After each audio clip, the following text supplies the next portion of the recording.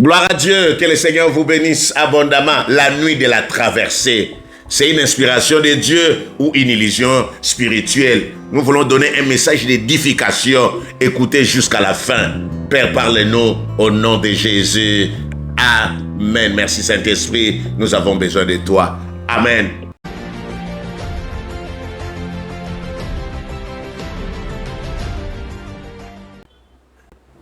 Aujourd'hui, nous voulons parler d'un phénomène qui interpelle depuis quelques années. Un phénomène qui attire l'attention dans le monde chrétien.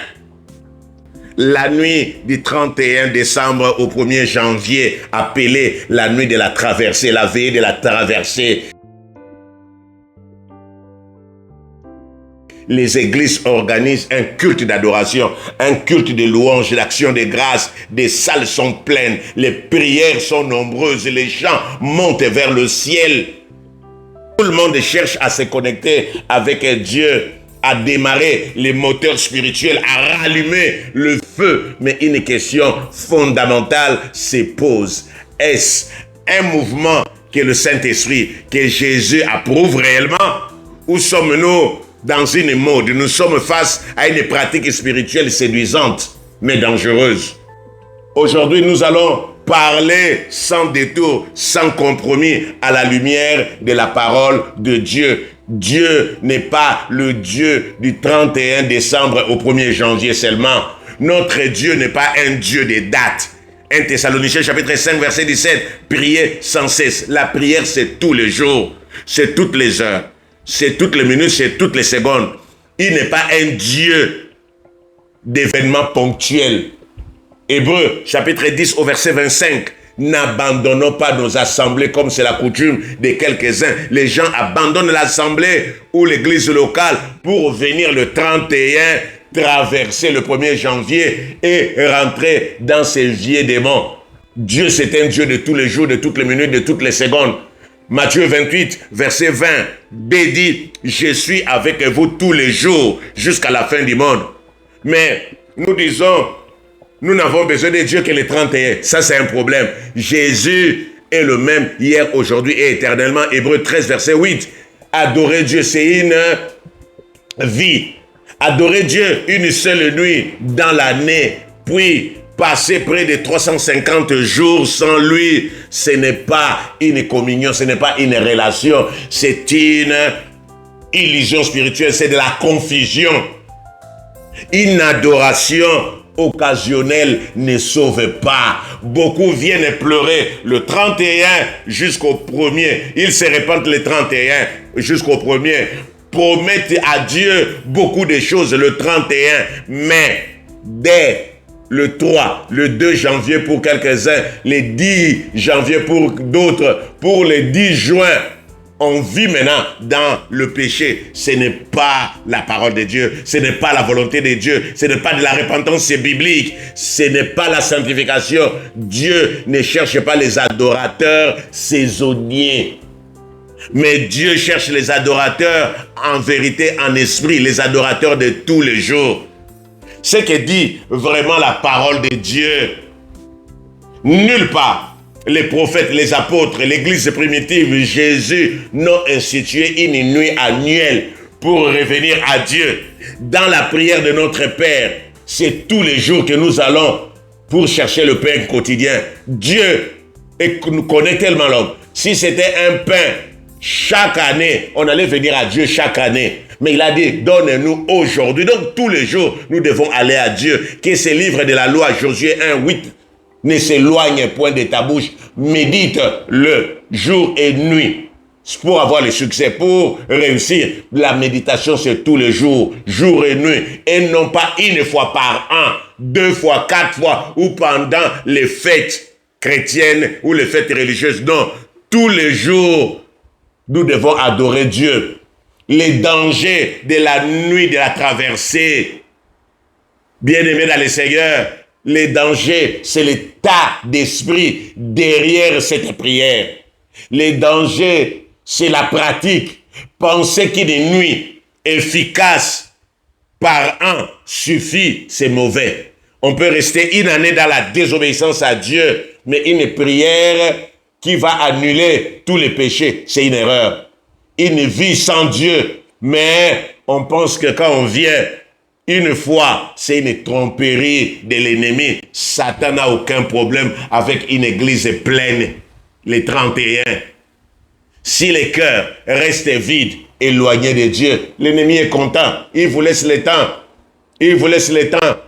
Il vous laisse le temps d'aller les 31, mais il sait qu'il vous récupérera le lendemain. Dieu ne te visite pas, ou Dieu ne se visite pas. Dieu ne se visite pas. Je répète, Dieu ne se visite pas. Il se fréquente. Une nuit avec Dieu ne remplace pas une vie avec Dieu. Ce n'est pas la date qui sanctifie, mais c'est l'obéissance à Dieu. Si Jésus revient le jour où on célèbre la bière, je ne sais pas, c'est entre le 31 juillet et le 1er août. Est-ce que nous, qui attendons seulement le 31 pour faire la repentance, allons-nous hériter le royaume? Si Jésus revient le 15 juin, le 30, aujourd'hui, nous appelons les hommes de Dieu, les pasteurs, les responsables, les évêques, les leaders spirituels à attirer l'attention des enfants de Dieu. Attention à ne pas valider une fausse sécurité spirituelle. Nous devons encourager la prière tous les jours, la prière quotidienne, la consécration permanente. Nous devons marcher avec Dieu de manière constante et non une spiritualité événementielle où on vient le 31. Aujourd'hui, c'est la mode. Hein? D'ici quelques jours, nous allons voir les affiches. Nuit de la traversée, c'est très bien. Dieu veut ta vie, pas ta nuit, du 31 au 1er janvier. Bien-aimé, si tu adores Dieu tous les jours, Dieu sera béni. J'ai dit à quelqu'un qui va adorer Dieu tous les jours, qui se met à genoux tous les jours pour prier, pour méditer, gloire à Dieu, continue. Tu peux aller dans ta nuit de prière pour clôturer l'année. Mais toi qui dors, réveille-toi. Dieu ne veut pas une nuit de feu, suivie d'une année remplie de ténèbres, remplie d'obscurité. Il veut ton cœur, ton âme, ton temps, ta vie entière. Chercher l'Éternel pendant qu'il se trouve, pas une fois par an, mais maintenant et toujours.